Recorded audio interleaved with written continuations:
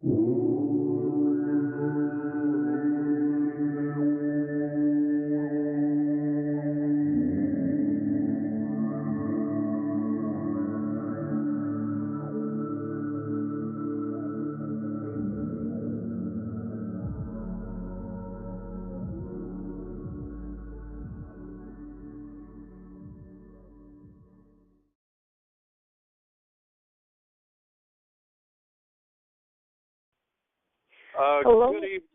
Good evening, everyone. It is Tuesday, August 23rd, 2016 at 5:30 p.m. And Sonny Holmes and I are hosting the Voices for an Alternative World once again. And we'll start with the Law of One, and I will invoke it right now. The Law of One. We are all one. When one is harmed, all are harmed. When we are helped, all are helped. So therefore, in the name of who I am, and I am one with all there is, I ask that only the highest good happen. So it is, so be it, and thanks that it is done. Amen. Amen. Sonny, so it is. The show number that if they want to access recording and the telephone number. Okay, yes, this is for if you want to listen to any of the shows afterwards. And this particular show is August 23rd, and it's number 485#. And here's the number, similar to the regular call number, but a little different, 641-715-3813, and the access code is 883267#. So if you want to listen to the show when it's over, that's the way to do it. And this is the Health and Healing Show, the fourth Tuesday of the month.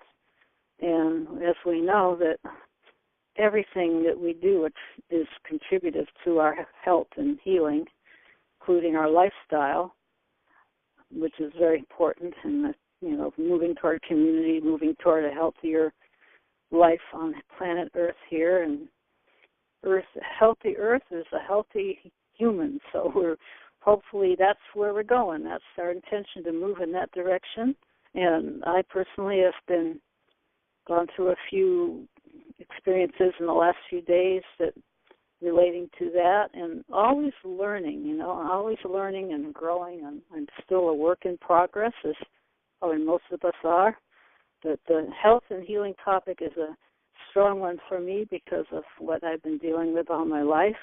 Even though I've been vegetarian most of my life and focused on healthy foods, I was raised a vegetarian, and all of that, I've still had plenty of health challenges. So it's been my real growth incentive here. And recently, my more contact with the regular allopathic world of medicine, and I'm learning through that as well, because it's good to know all sides of things and know its shortcomings and how it helps people. It's great for diagnosis, and it's great for emergency situations. I mean, it's anyway. I had a colonoscopy on Friday, and first one ever, and it was quite an experience. I won't go into it in detail, but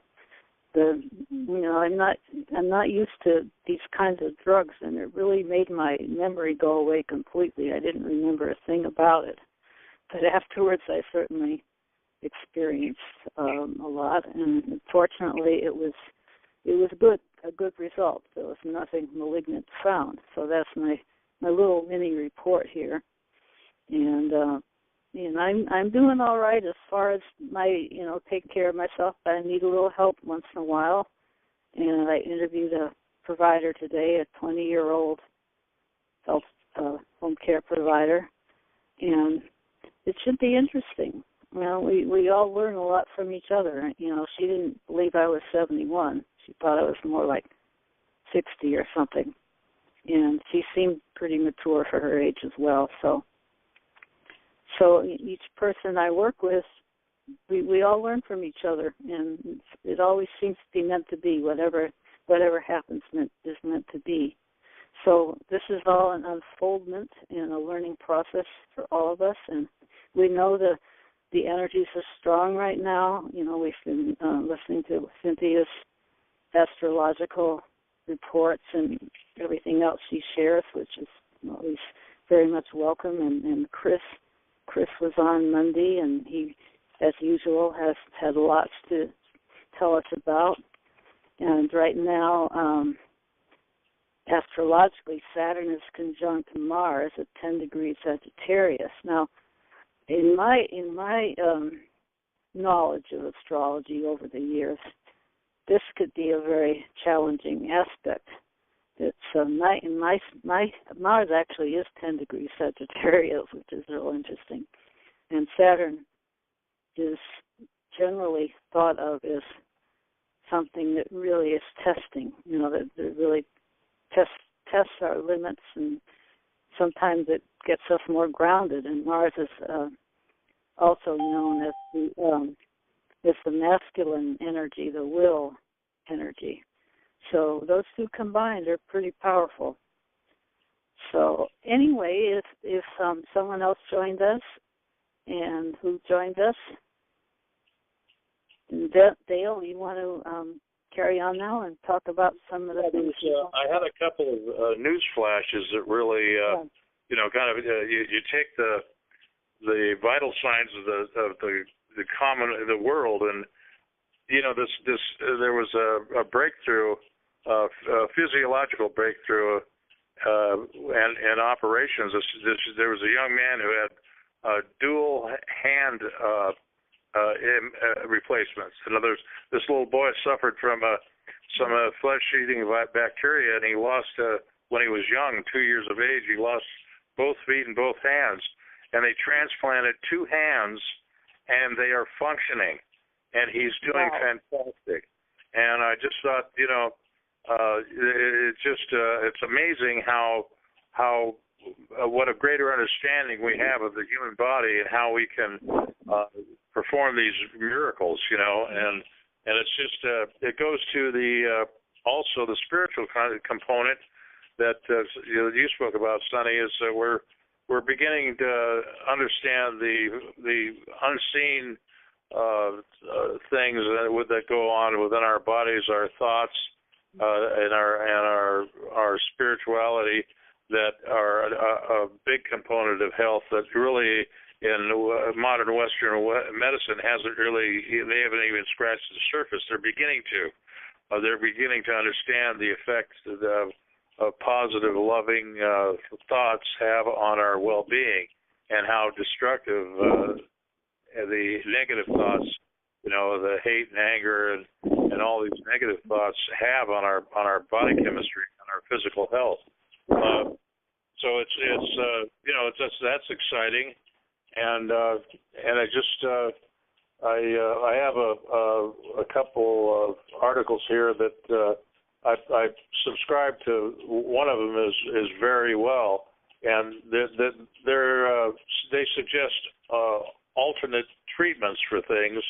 And there was one article by Kathy Wong. Now, this was reviewed by a board-certified physician for its facts, but it doesn't necessarily. The scientific evidence isn't all in on these suggestions. So, but they do show promise. And it was about turmeric and the effect that this potentially has on arthritis. Turmeric is an Ayurvedic herb, sometimes used in the treatment of osteoarthritis and rheumatoid arthritis. A key ingredient in curry, turmeric contains an inflation-fighting antioxidant compound called curcumin. Although a limited number of studies have tested turmeric's effect on human health, some research suggests that turmeric shows promise in the treatment of arthritis. Turmeric might help reduce some symptoms of rheumatoid arthritis, according to the National Institutes of Health. What's more, a 2006 study from the Journal of Natural Products suggests that turmeric may help prevent rheumatoid arthritis. In tests on animals, the study's authors showed that a turmeric extract prevented rheumatoid arthritis, like joint inflammation. Despite these findings, the National Institute of Health cautions that there isn't yet enough scientific evidence to rate turmeric's effectiveness against rheumatoid arthritis. Research on turmeric and osteoarthritis. There's also not enough reliable scientific evidence to support the use of turmeric in the treatment of osteoarthritis, according to a 2008 report from the journal American Family Physician.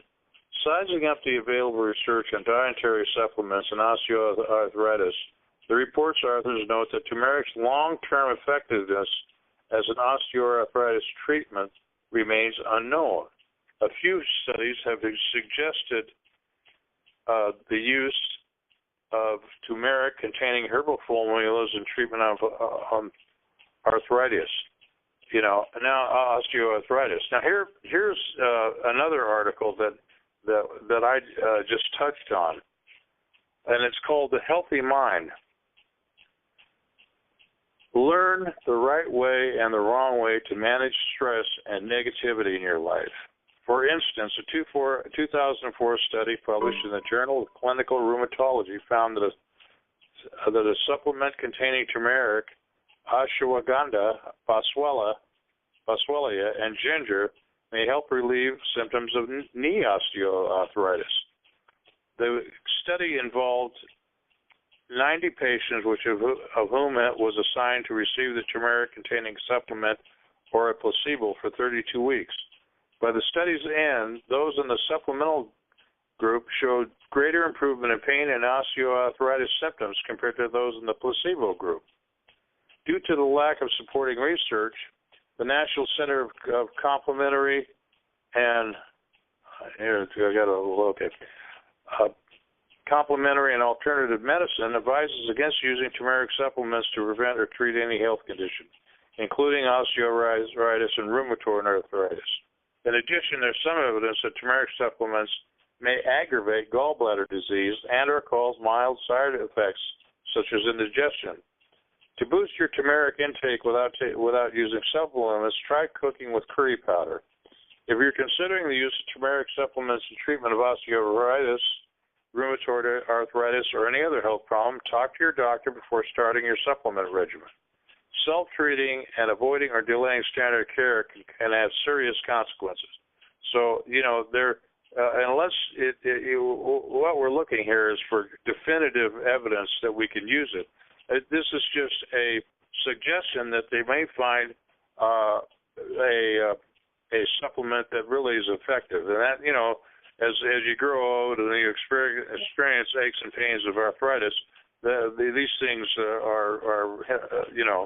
show promise, and it's good to talk about them and keep a. Oh yeah. Well, I've been researching turmeric for a while, and I use it. I use it in tincture form, and the main thing that I've been privy to, the knowledge, is that it helps with cardiovascular system, and it helps the cancer. It can really help against cancer, and it's a good preventative because it's a really strong antioxidant. So I use it for just to keep these things that, for whatever good it's going to do. I use a tincture in my I use hawthorn tea every morning, and they also say that you need to have some black pepper, just a little bit with it, to make its bioavailability stronger, and even a little bit of oil or fat, like coconut oil or something like that, also helps.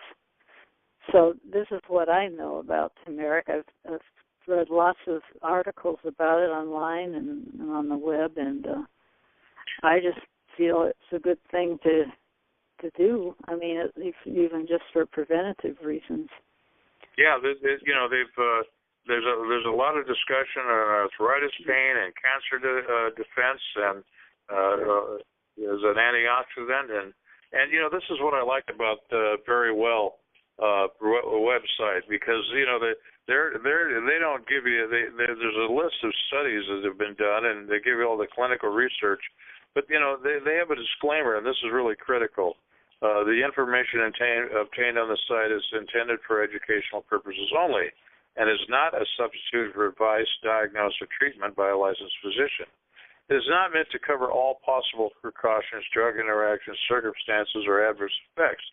You should seek prompt medical care for any health issues and consult your doctor before using alternative medicine or making a change to your regimen. And the key here is that all of the pharmaceuticals, in one form or another, come from natural sources that exist in nature, and it's this is one of the premises of the Chinese herbalist culture, and I thought it would be good to share this particular website and topic is on turmeric, and what was the website that you got it from? It just very well, very well. Jerry Wheel, like BERYWELL.com, and they've got a lot of information about a lot of things. But being 66 years and having my aches and pains, this caught my eyeball real quick. Oh yeah, well I know I see a lot of things that catch my eyeball, and I signed up for several of these, sites on Facebook and email and things of that nature. So I get a lot of input in these departments. But yes, it's of course they have to put out their disclaimers, or they'll be getting, they'll be the allopathics will pounce on them and say you cannot recommend this. You cannot. That's. If it works and it's within the bounds of common sense, and at the basis of this is there's an electrical component in your metabolism and in your body's function that this particular chemical affects things positively, and you don't have any really serious negative side effects, then why not use it? There's so many side effects for the drugs. They may have an immediate effect where some of these things take longer to notice an effect, but the drugs, wow, they can just knock you down if you don't use them right, even not right. I don't know, but they have serious side effects. It doesn't mean you put 4 cups of turmeric in everything you cook. Oh, yeah, sure. I don't think anybody would want to do that anyway. It's pretty powerful stuff. I mean, it's strong tasting. It'd be too expensive anyway. This is another thing that I spoke about, is the effect on emotions and thoughts on body chemistry, and it's on the same website, verywell.com, and it's called the hug drug, and this was by Naveed Salah, and she is a medical doctor and reviewed by a board-certified physician, and here's what she says. By now you may have heard of Spooner, a social meeting app that helps you find a stranger close by to cuddle.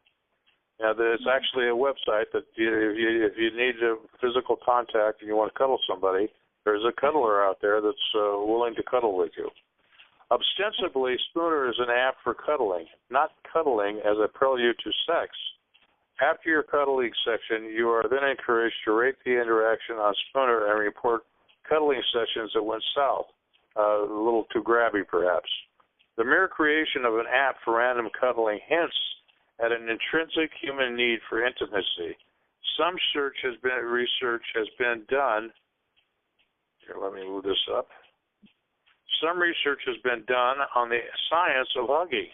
and why warm, close, and comfortable encounters are healthy and make us feel good too. Emotional support and oxytocin.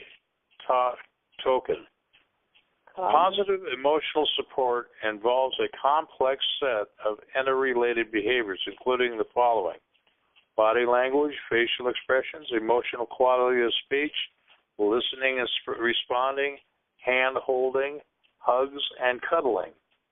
More generally, these behaviors focus on positive emotion, intimacy, belonging, and connectedness. Moreover, much psychology research suggests that positive emotional support may be linked to better cardiovascular health.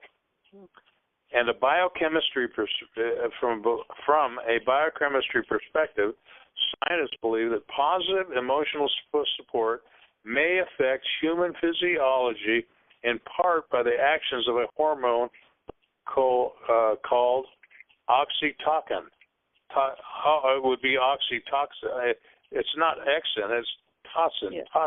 It's spelled Oxytocin. This could be pronounced oxytocin. Although oxytocin has been classically associated with pregnancy and motherhood, it likely also plays. That is interesting. That it's really present in a woman's blood who's pregnant and mother and a mother. Although oxytocin has been classically associated with pregnancy and motherhood, it likely also plays a role in partner preference, social recognition, calmness, bonding, and more. And this is the next one. Stay calm, Mom. Get honest advice on pregnancy and early motherhood, including those surprises you wish you'd known sooner.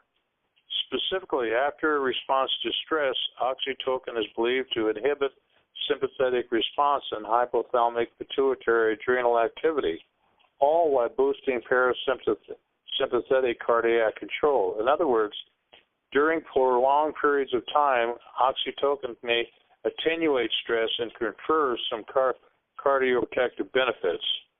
Additionally, estrogen receptors may potentiate nearby oxytocin receptors, making oxytocin's effects particularly powerful in women. The research on hugs. In animal models, rats and other mammals, prolonged stroking or massage is associated with increased levels of oxytocin.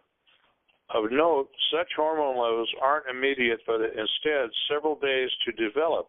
Importantly, in rats, oxytocin release was tied to sustained reductions in blood pressure. That means, if you're in a calm, normal state, where you're not introducing adrenaline and endomorphins and all these other powerful drugs that really put all kinds of stress on receptors and organs.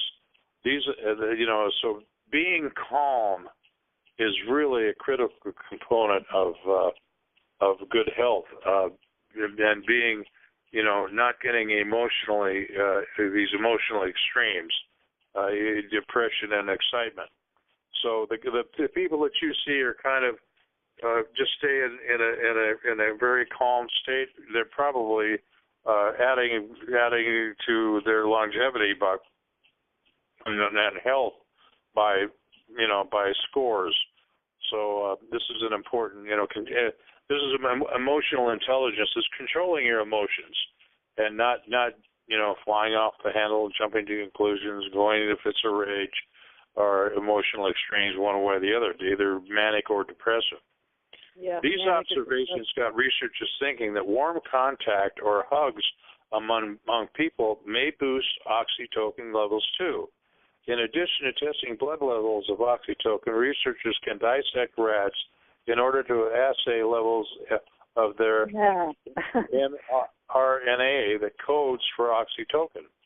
Human participants, on the other hand, can be tested only for oxytocin levels in their blood. Thus, whereas a link between oxytocin levels and cardioprotective benefit is more directly inferred in animals, in humans, it's very possible that unknown factors in addition to oxytocin may play a role. The unseen that is not understood is a component here. In one small study published in the Psychosomatic Medicine, oxytocin and norepinephrine adrenaline levels were examined in 38 heterosexual couples before, during, and after hugging. Researchers found higher baseline blood levels of oxytocin and lower baselines of adrenaline among participants in more positive and supportive relationships. So what they're saying that adrenaline at a certain level is toxic, and it's only a chemical there to give you that flight or fight response, never to be constantly induced in your bloodstream in a stressful environment such as we have in the present day world. Relationships involving frequent shows of positive emotional support like hugging. According to the authors of the study, such effects were particularly prevalent among women, and researchers suggested a positive feedback loop at play which reinforced baseline production of oxytocin. Moreover, in these women participants, researchers were able to link oxytocin to reduced baseline blood pressure and cardiovascular and sympathetic activity.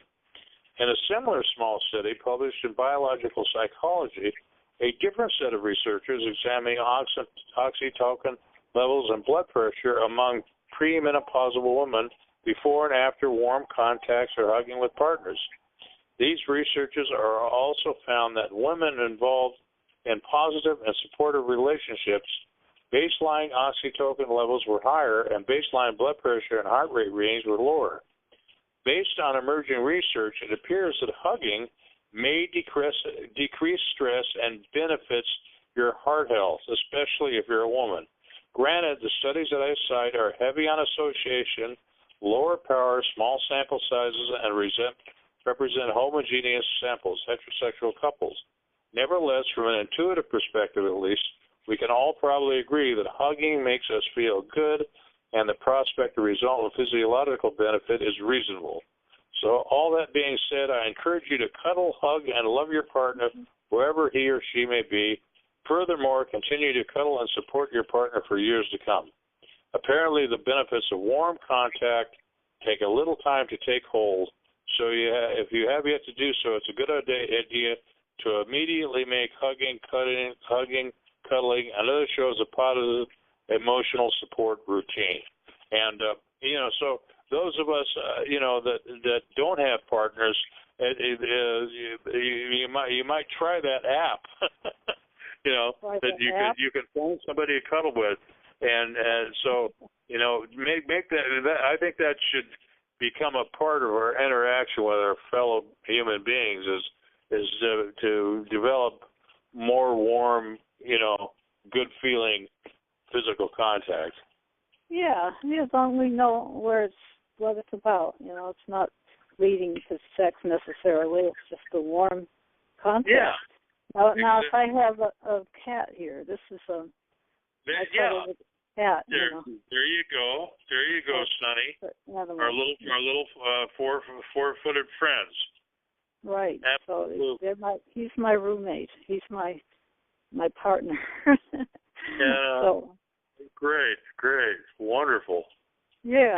So maybe this is good people that go and help animals, at the shelter or something, and they go and the kitten, cuddling and that sort of thing is encouraged, and it helps. This is one thing they found in senior citizens' homes is they'll introduce animals, and the response it's really positive. That Very positive. In fact, on Sunday I'm meeting Peter and Norma at the Animal Kinship meeting sponsored by the Quakers in Pasadena, and that's that's a big part of the being vegan is all of a sudden they're not looked at something we put on our dinner plate, Right.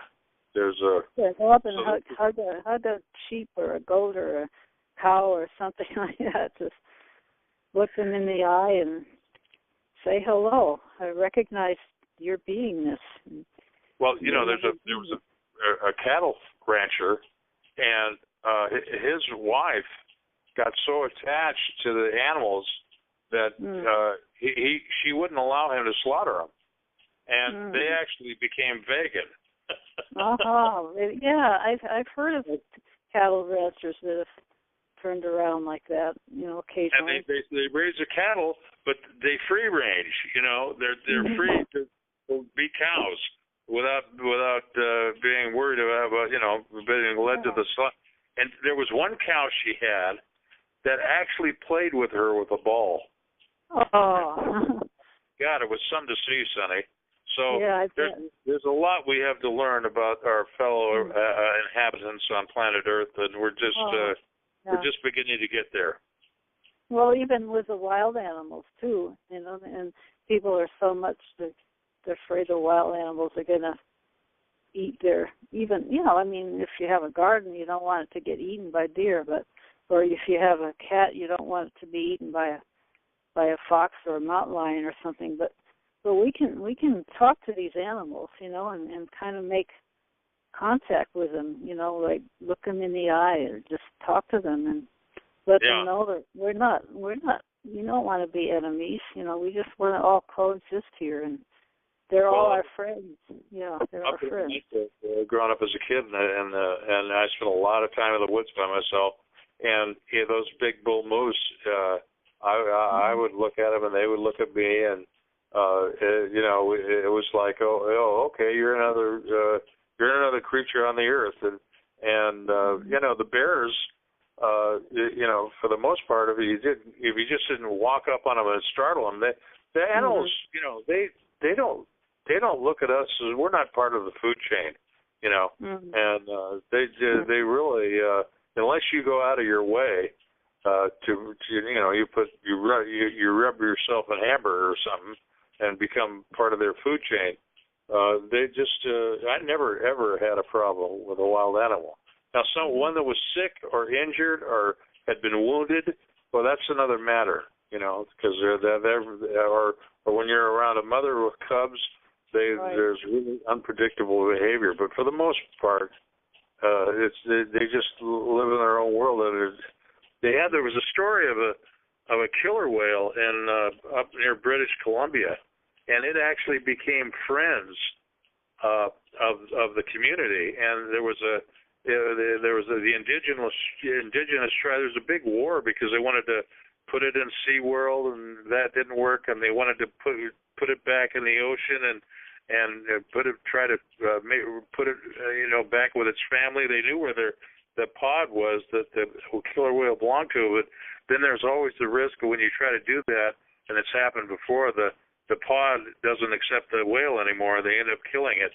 So they decided to just let it live in that area, in that bay, and it became so close to the people that it finally got killed by a big tugboat, not intentionally, but just got caught up in the propellers. But the association that animal had with the community was really, really something. Well, that's really neat. Yeah. Those stories like that are really neat. I ran across stories about, like animal stories like that on Facebook, and even where animals that are supposed to be predators to each other, they're actually, become friends, like a kitten with a baby chick or something like that. I've seen pictures like that. Or a duck adopting a dog. I saw that one time. And they had a long relationship. We had there's a pond not too far away, like a park with a little lake, and the migrating ducks come in there. I think I may have told that story before, where there's this pair that's been coming, that's part of the flyway. They land in that park and take a little rest, and they walk around the neighborhood, Sonny, the two of them, and they're just part of the community, but they're just here for a short visit on their way to wherever they're migrating to. But they're pairs for life. So this pair was, just walks through the neighborhood, down the sidewalks, and doesn't bother anybody, and then goes back to the park, and it's really, that was really something to see. Yeah. Well, lot of stories like that out there, and you know, the more humans have changed their consciousness and their attitudes about animals, I feel it. They know, they're very intuitive. Oh, smart. They feel our vibrations, they feel our intentions and our emotions, and you know, they know when they're loving, sending out loving thoughts and feelings toward them. I never knew it before, but where I lived in our other apartment, there was a park across the street, and it's incredible how intelligent crows are. You know, and people, you know, they showed the crow that what he did was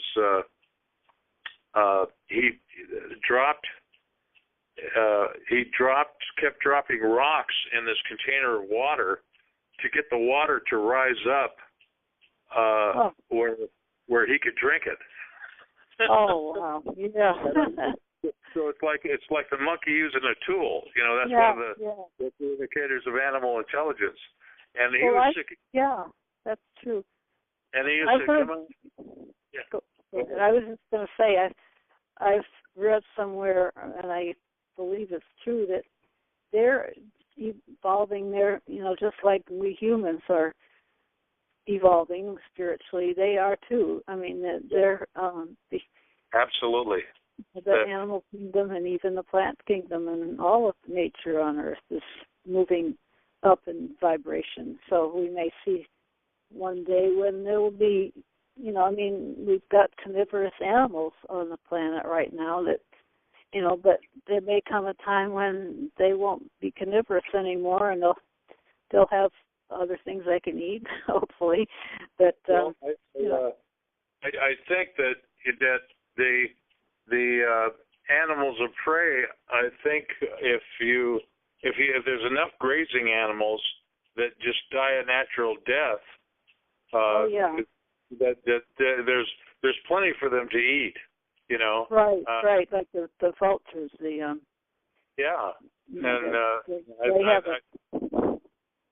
have a role to play for, you know, if there's dead animals on the road, you know, hit by cars and, you know, roadkill and things like that, then they come down and they clean it up. You know, that's their natural role that they play. You know. And I think sharks are given a bad name because they really are the garbage men of the oceans. They keep it clean. You know, we really screwed up. We screwed up the whole balance, the whole natural ecosystem. And I think I told that story about that one pod of whales about in the northwestern northwest off the coast in the Pacific. There was a whole pod of sperm whales. There were 13 of them, and they went through this slick of industrial waste, a combination of car parts and fish nets and plastic, and they ingested all this garbage, and all of them drowned. You know, and then when they did the autopsy, their stomachs were completely full of all this trash. You know. Oh, well, that's a real sad thing. Yeah, I know. I've seen pictures of whales on the beach that died from eating plastic. And part of my meeting with this is I'm meeting with I mentioned it before the show started, with the coordinator of the sustainability department of Long Beach. And we've got this massive port, you know, actually when you combine San Pedro and Los Angeles and Wilmington and Long Beach, it literally is the largest port in the world. And what my suggestion is, Long Beach is putting a multi-billion-dollar port improvement, and part of its robotics, making it more efficient, is getting the cost down. So landing the cargo in Long Beach is going to be more attractive because of the costs. And one of my big campaigns is that all these international shippers should develop garbage collectors. We take a big multi-million dollar tanker and make it like a recycling center for the ocean. Just have these ships randomly go through the ocean and process the garbage that's in them and start cleaning up these oceans. And there, SpaceX, who was Elon Musk's space company, he of course he's got the Tesla car. He's partnering with Boeing, and I said, one of the things that we all also should do is start a garbage collector in space and pick up all this trash that's orbiting the Earth. It's really becoming a junkyard up there. They can launch in this stuff, and it's really creating all kinds of electrical and interference, and other anomalies that we don't even know about. And so this is when we're talking about sustainability, that it's a really not only it has a broader context for the greater world around us than just Long Beach. I mean, we get so much. You could say that probably I wouldn't be too far off base if I said 50% of the merchandise that goes into Walmart lands in across the United States lands in Long Beach. That's how big a part the sports play here. And that means they're all contributing to the garbage in the ocean. And the ocean, they work together closely with the Ocean Conservancy and with all these technology firms and Boeing and Douglas and SpaceX. They can put an international garbage collecting consortium to help clean up the ocean of all this trash. Yeah, well, certainly needed. I saw some picture about underwater structures, modernistic structures that were created from all the plastics. Now, I don't know if this was just somebody's wild imagination. It might have been, but it's good. He might have, or she might have just been a visionary that was getting something that could be possible. That a way to recycle all this stuff. I mean, to build something. The best way to do it is to, kind of the way you limit it is by if everybody's self-sufficient in all of their activities, we're not shipping oranges from New Zealand to California and get rid of all this unnecessary stuff. That is going to do more to clean up the ocean than anything is sustainable. Getting it at its source. You're right. Stopping for continuing. There's just too much packaging. Too much packaging in the commercial world, and that winds up. And somewhere. Stiff penalties for these ocean-going vessels that are discharging all this garbage in the ocean. That's and fishermen that aren't accountable for all the fishing. It's fine if you're going to fish in the ocean, but you better, if you come out with 1,000 yards of fish net, you better come back with 1,000 yards, or figure out some way to recover that stuff that you've lost. They can put markers, they can put electronic markers on that to locate where it is, and then they just have to go down and fish it out. They can be responsible for what they generate, and so all of these changes are something that has to be done on an international level, both in the fishing industry and the shipping industry, and they should make it a priority because it's really, really. I mean, when a whole pod of whales drowns from ingesting waste, it's time to say, hey guys, let's do something. Wake up, world! Wake up! Come on!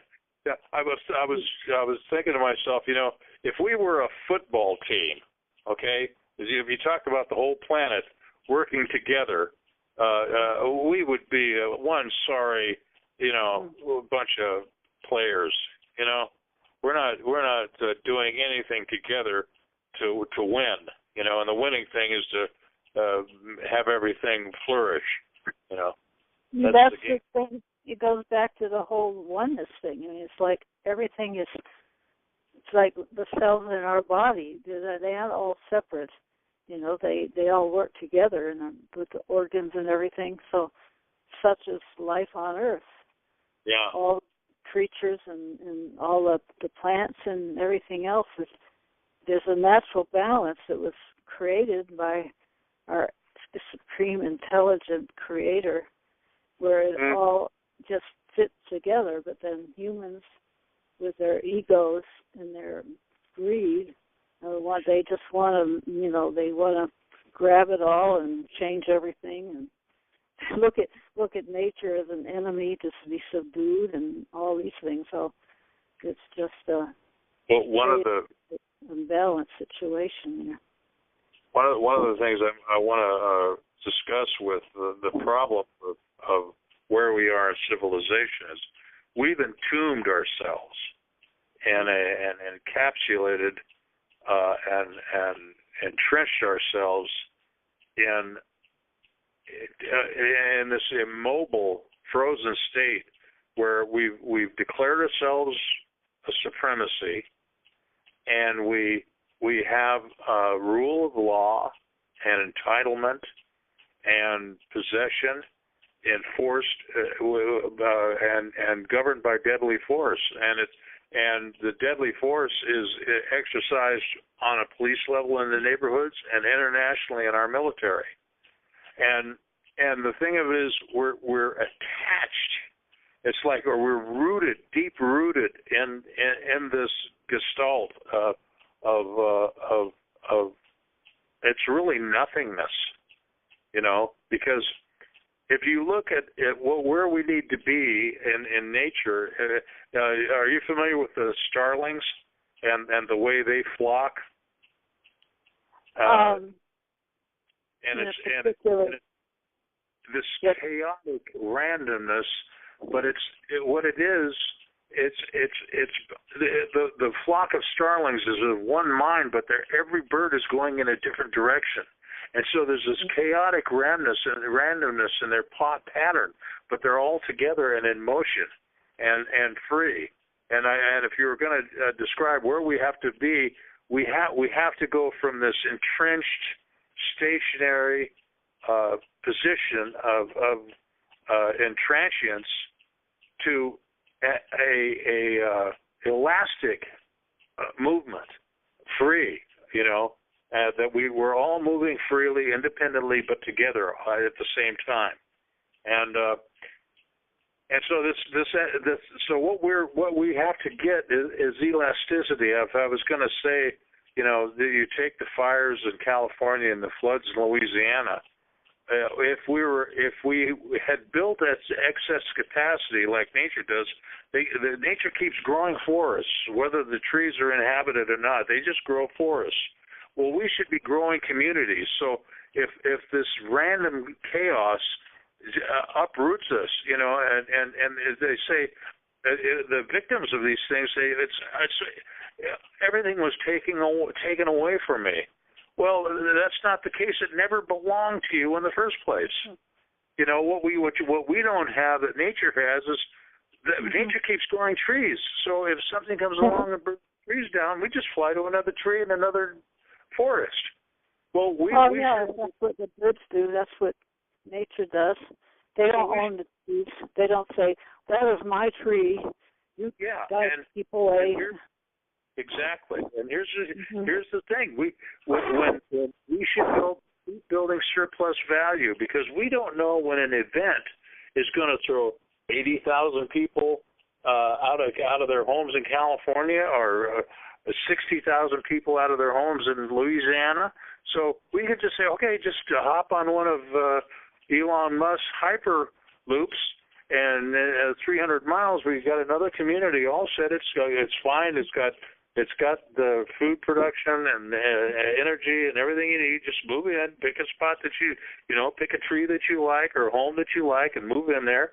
And so we should have this.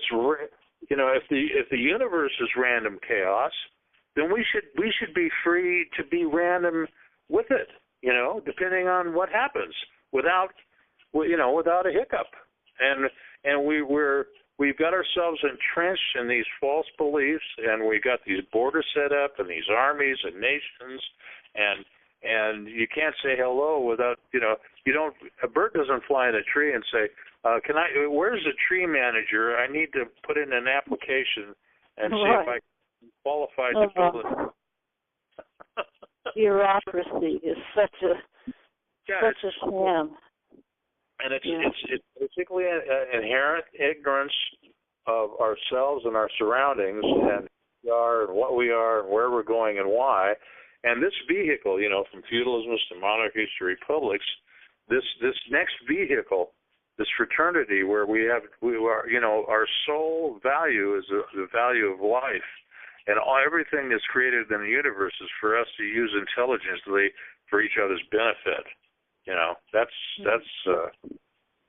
a more workable solution. So this transition, this danger that we're facing at this age, and this is what I'm going to try to explain to the director Monday, and I have an hour, but I say we have to be prepared for the worst, no matter what happens, and hope for the best, and accept that as the natural state of things, rather than getting ourselves entrenched that I want this, I own this, this is mine, and I'm going to stay here no matter what.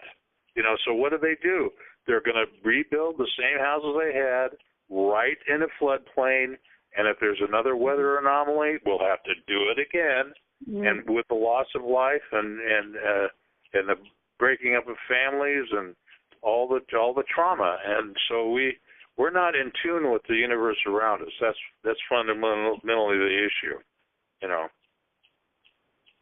Yeah, well, we need to take a broader view of everything and not just be set in our ways.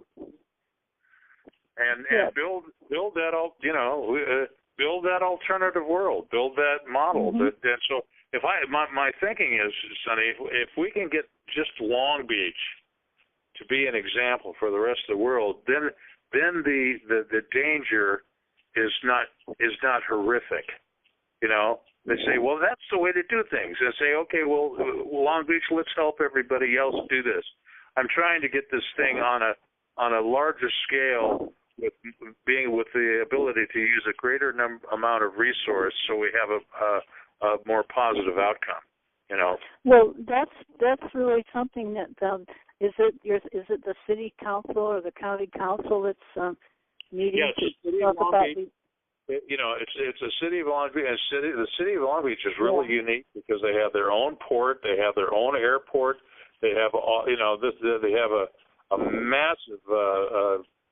They've got this space program with Boeing and Elon, SpaceX, and they're launching satellites. That they have the equivalent of two Titan submarine hulls that carry this launch pad down to the equator, and they launch satellites, and that's the job. So Elon Musk has been developing in SpaceX. He's been developing these vehicles that land vertically. So what this means, instead of dumping your first stage into the ocean and losing all that money and technology, they're able to reuse the engine and the first stage over and over and over again and save a tremendous amount of money. So Elon Musk is partnering with Boeing, and they're going to that space station together and recovering the launch vehicle and reusing it again. And so this is a great city that has a tremendous amount of resources, and at this particular time, there's enough wealth here to really make some changes. And if we can, if they were able to set a model, I'm always looking for that Buckminster Fuller paradigm. Build a better model that makes the old model obsolete. If there can be a real fast learning curve that will quiet all the static and get everybody busy on the problem. It's not electing. Yeah. So you're saying that as a collective, the city is open to implementing changes that would be more of a sustainable model for how to run the city and how to run everything. Yeah, That's pretty awesome. Yeah.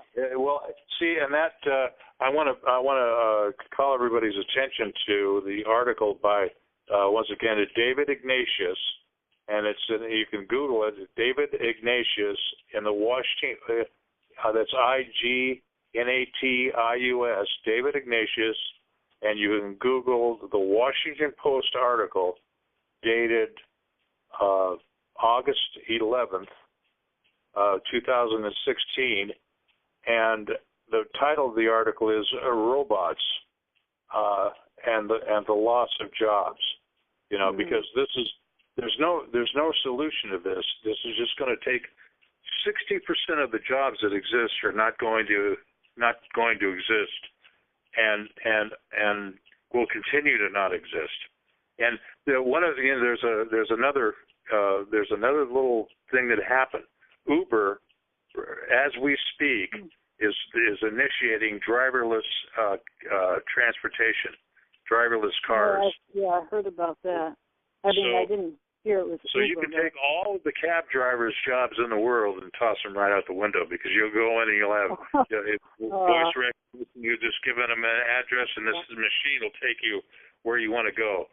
And so that's just the beginning. That it doesn't even. 60% of the jobs in finance, 60% of the jobs in the fast food world. Those are just a couple, but this is going to have economic ramifications, and people are going to have to learn how to live together without money, because nobody's going to have any. We're going to moving in a new direction, and there'll be other kinds of things that we'll be doing, you know, with our time and our life, and create more. It's going to get down to we're going to really the work that we need to expel to supply our daily bread is going to be little more than a couple hours a day. You're right. This is what. You know, of course, the one world family model is we do these different shifts and like maybe 3 or 4 hours a day or something like that, and then of course Cynthia talks about that we won't have to do drudgery type jobs anymore. You know, when we're in the so-called new world, the new age, and, you know, the transition that you know that. Yes. I mean, Sonny, goodness, you actually lived in the one world community 50 years ago. You know. Well, yeah, almost 40, 45. Yeah, 40 years ago. Oh, yeah, sure. You know, there was a model demonstration for how things could be done differently, you know, to creative people, out of creative people, and then we had these restaurants, and we, you know, and it was fun up to the most part. I mean, you know, there's always things to work out, but you know, we enjoyed each other's company and creating dishes, you know, for the restaurant that were, some of us had their unique ideas about our recipes and things like that, and you know, and then we served a lot of interesting people in Berkeley, you know, people that would come along and musicians, and you know, it was quite an artist and just a lot of. You know, it was quite a time for us. You know, when you work with imagination and ideas, the best is yet to come. So the future doesn't have to be a dystopia of you know, zombies running around trying to eat each other. You know, it's really dark, and there's no question that the danger is real. If we allow emotions and anger and hatred to govern us over and above imagination and ideas. And so this is a challenge. This is the challenge of the modern age, and the best is yet to come. And I'm confident. We're at a transition time, and the dark forces that have been in control for so long they don't want to give up. You know, No. but we just have to keep our vision strong and stay. I mean, it's not an easy thing to do. I'm going to say that there's a lot of challenges we're all dealing with, personal level and every other level. But and I think, when this articles like Ignatius' article comes around, it's just the creator, and the Owaspy, he commandeth the change. Well, how does he command the change? Well, he's just going to shut down your economic system and sit you on your butt. So you have to change, and that's the people that say there's no glory in being made to do a thing. That's also written in the book, and the people that sees the opportunities are it's not going to be a hardship. It's going to be a labor of love, and the people that resist change are going to suffer. That's. That's so it's hold on to their old ways and the old paradigm and the control that they've had and all that. But a lot of them, I mean, there certain ones of them anyway are seeing the light more, but not all. But it's just a interesting time, I guess you could say. And times they are changing, as Bob Dylan. But that was, that last 50 years or so, it may seem like a long time, but it's really not a long time when you look at eternity. And it's like that was the wave started to crest in the peak, and Bob Dylan sang about it, and everybody else did, and times they are changing, and and they really are. Think about it, Sonny. I mean, we're still those same little kids that back in the 60s at heart. It's just that our bodies. So look how fast our lives have gone. Yesterday I was 20-year-olds. No. It was just like yesterday. Yesterday I was sitting in Echo Park listening to David play Tchaikovsky, and I was really in heaven. I was really happy to be alive, and still am. I still have that same spirit. So. Yeah. Well, that's right. We are the spirits within us that became awakened then. And even with my type of the upbringing I have, there was always a sense of the spirit. But then I was so happy when the rest of the world started to, like the young people started to change, and around me, because earlier on, the youth were not so awake, when I went to preschool and high school and all that, they were still in their games and their status consciousness and all of that. But then shortly, some of them started to change, and then I lived in Boston and Cambridge and University of Massachusetts, and I could really see the changes, and it was really exciting, the Cambridge music scene, the folk singers, I so welcomed that. It just not that everything went smoothly, but my spirit really welcomed seeing other young people that were becoming conscious. You could even look at this election that's taking place right now, and it's really strange.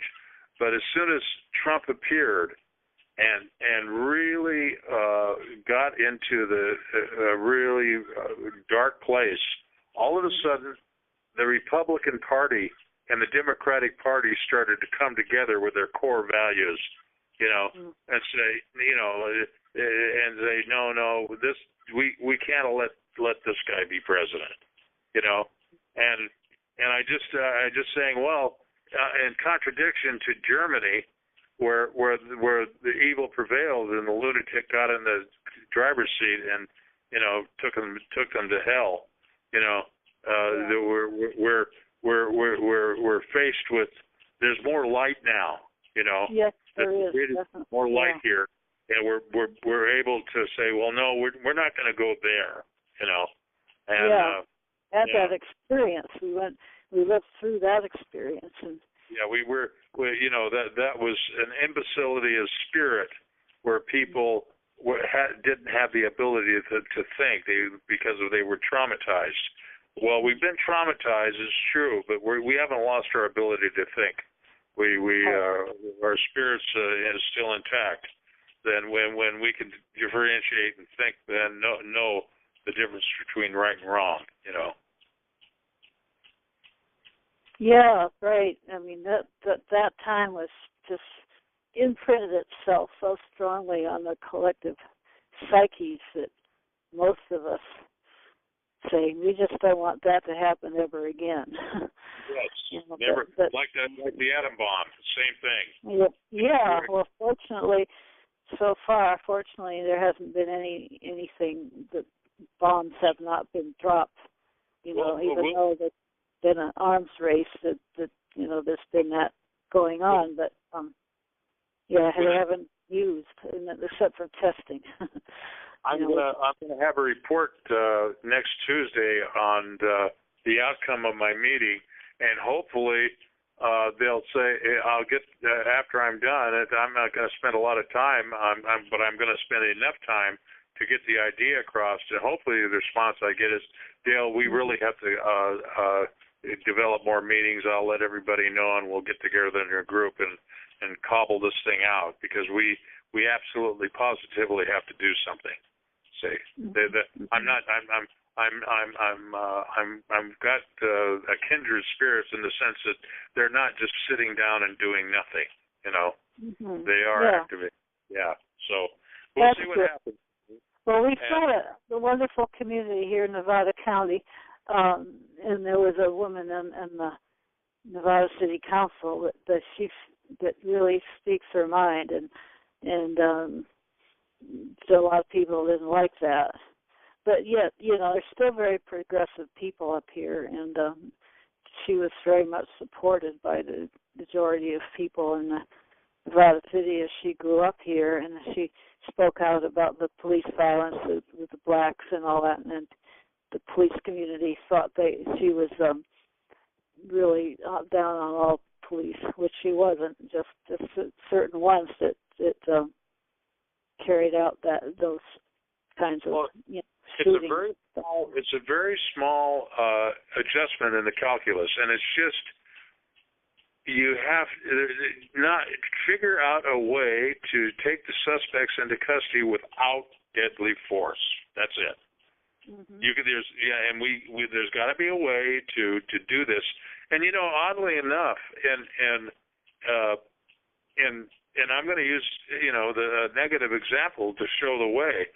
The KGB was so adept at, they were plainclothes and they knew who the bad actors were, and all of a sudden they would just come in and they'd have their street clothes on, and they would grab the guy, and he'd be off the radar, you know.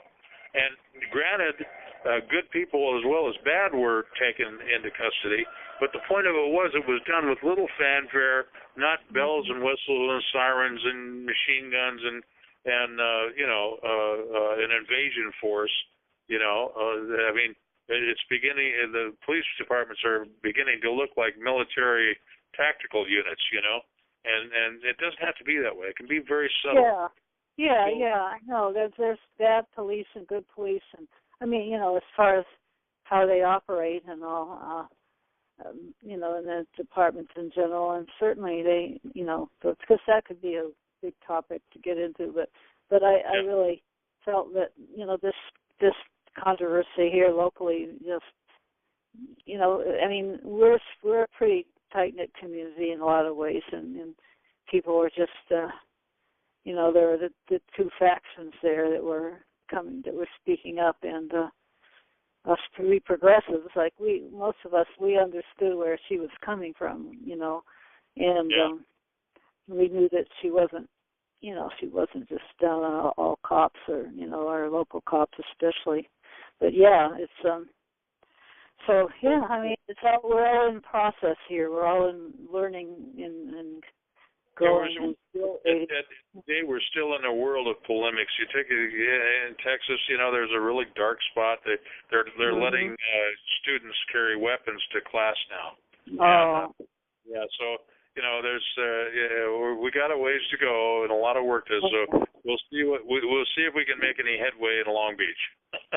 Okay. Well, listen, I know it's about time to close. I wanted to say something to you, if not now after we close, but as far as the music goes, Merle Fankhauser told me that there is a device that he knows of that can be plugged into the phone, that we should just go to a Radio Shack or someplace, that might sell these kind of things and just ask about it. And I'll be honest with you, right now I'm in the middle of getting this cataract surgery, and the co-payment on the medication, I just don't have the spare money to get it. Yeah. Sonny, I know what to get, and I'll ship it to you as soon as I get it. Okay. Oh, so no, that's fine. I just thought I was passing along what Merle told me. Yeah. I can research it myself and just find out what we have here and how much it costs and everything. Okay. But, yeah. Good enough. And if you get it, I'll send you some money to help with some of the expense. Okay, I'll find out how much it costs anyway, and and good luck with the cataract surgery. When are you having that? I'm gonna have it this next month. When I get my check, I'll have the money for the co-payment. Okay. There's just this certain eye medicine, and it's a little pricey. My insurance doesn't cover it. So, and Dr. Geis said you got to get this stuff, Dale. So I'm going to be able to do it after the first, and then I'll get my cataract operation, and then focus on the music. Okay, yeah, we're just moving along step by step. Yep. But I'm happy to have a friend like Merle, and hopefully his plate is pretty full right now too. But one of these days he'll get on the show again. Oh, that'll be wonderful. Yeah, he's a really great guy. Well, is there any, before we close the show, is there anyone that would like to have a comment or voice an opinion, or please press *6 and join the conversation? Anybody else online here that would just like to say hi? Hello. We're the two of us. We're just the two of us. That's so fine. The two of us that are in the mortal world, and all of those in the unseen world who come to join and listen, thank you so much. And okay, Sonny, I guess what we'll do is say good evening and see everybody next Tuesday at the same time. Yes. And Peter will be on. Peter will be with us next Tuesday. I don't want to guarantee that, but if he's available Tuesday, he'll be joining us. All right. Well, that sounds good. Okay. And we will say good night to everyone, and to everyone listening later on the recording or YouTube. And I hope that tonight was beneficial and helpful and encouraging. So we will carry on. Thank you all. Good night, everyone. Good night. Sonny, you want to go ahead and stop the recording? I will do that. Okay. We'll see you next week. Good night, everybody.